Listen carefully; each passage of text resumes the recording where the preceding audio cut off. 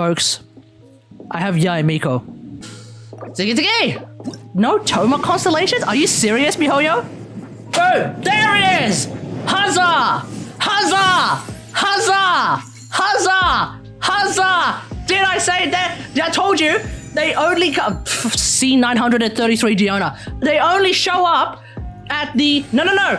We're at like the 70-80 mark now. I've been counting. We are at the 70-80 mark. It has always been like that. It's only early due to time because I've been skipping the other ones. But when it comes to the actual amount... Oh, boom! There it is! Because when it comes to the actual amount of pulls, this has remained exactly the same. This has remained consistent with every single 5-star that I've actually tried to go for.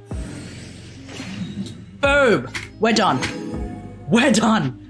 A while ago, you may remember that I was asking the question of whether or not I should replace Lisa with YAE MIKO on the Triple Electro Death Squad. Well, the answer, folks, is actually a little bit confusing because something weird is going on. I've actually not replaced Lisa with YAE MIKO. I've actually replaced the Raiden Shogun with YAE MIKO on the Triple Electro Death Squad. So if we go up against these here wolves, let me show you how the power works. I can basically use these totems as really powerful off-field damage, which is essentially what YAE MIKO really thrives at. But at the same time, I now get to really bring out Lisa for some more May DPS. Just kicking ass with that.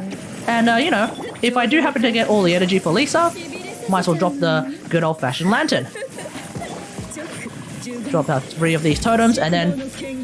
Gosh, she's so smoking hot. She's absolutely drop-dead gorgeous. I love her. And you know, if you play the YAE MIKO's story quest, she is so sassy. I love her. So it looks like for the time being, the way I'm playing YAE MIKO is definitely through a much more sort of sub-DPS level.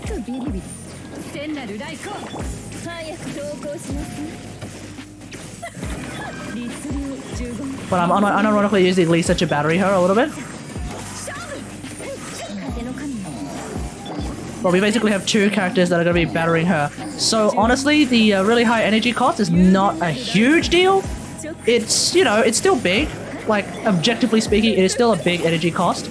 You know, obviously being 90, that basically makes her and Raiden Shogun the highest energy cost characters in the game.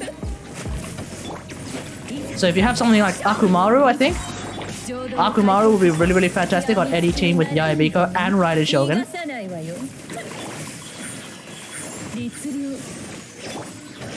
But is it completely unusable? Nah, I don't think so. Especially with the way that I play, well, especially with the way I play Genshin.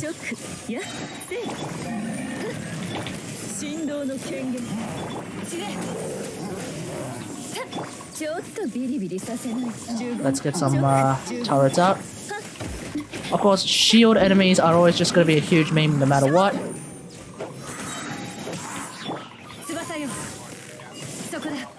Let's try to kill this guy. If only I brought Geo. Someone like Ningguang would be able to kill her, kill this dude.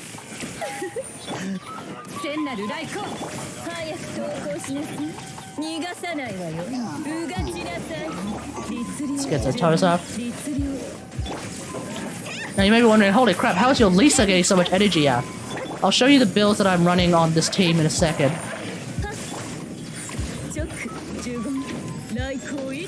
Boom. Boom, boom, boom.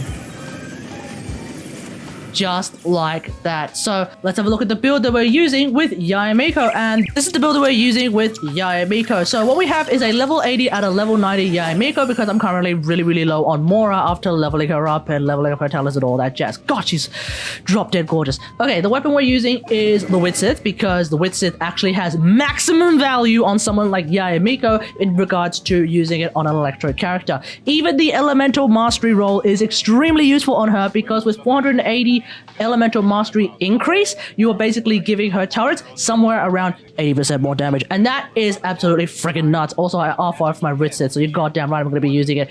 Basically, the wit set's going to be shared between her and my Yen Fei. That's basically how it's going to be. In terms of the artifacts, yes, I am running Thunder Soother YAE MIKO for the present moment. So that means that my crit stats are going to look absolutely fantastic. So the stats are looking like that. 77 221. Hello! What is going on here? That is, of course, really, really strong. Constellations, I have none. So I'm, of course, just running around with C0 YAE MIKO. And so because I'm using 4-piece Thunder Soother on YAE MIKO, what am I using on Lisa? Well, first off, I'm using a weapon known as the Skyward Atlas, because I'm still using Skyward Atlas on Lisa. And now I'm going to be using a little-known artifact set. You may not have heard of it. It's pretty niche. It's kind of out there. You might not actually use it yourself. It's called the 4-piece EOSF set on Lisa. You might not have heard of this set. It's called the Emblem of Severed Fate. It's super duper useful. Basically, this particular EOSF set is actually just a bunch of leftover EOSF pieces that I'm not using on Raiden. I was actually originally using this on someone like Xingqiu, but, you know, I don't really care for Xingqiu, so I'm going to be sticking on Lisa for the time being. So because of that, you may see also the ER sand that I'm using with this particular artifact set. So if we have a look at the substats and the stats of my Lisa, right now sitting at 57,160, which is around about the same as what Thunder Soother Lisa used to be, just a little bit less crit rate and a little bit less crit damage, so not as super special awesome, but still pretty damn strong. The attack is a little bit low though, but that is of course because I'm using an ER sand. Like I said, Constellation still being C5, Triple Crown Lisa, so that remains absolutely the same.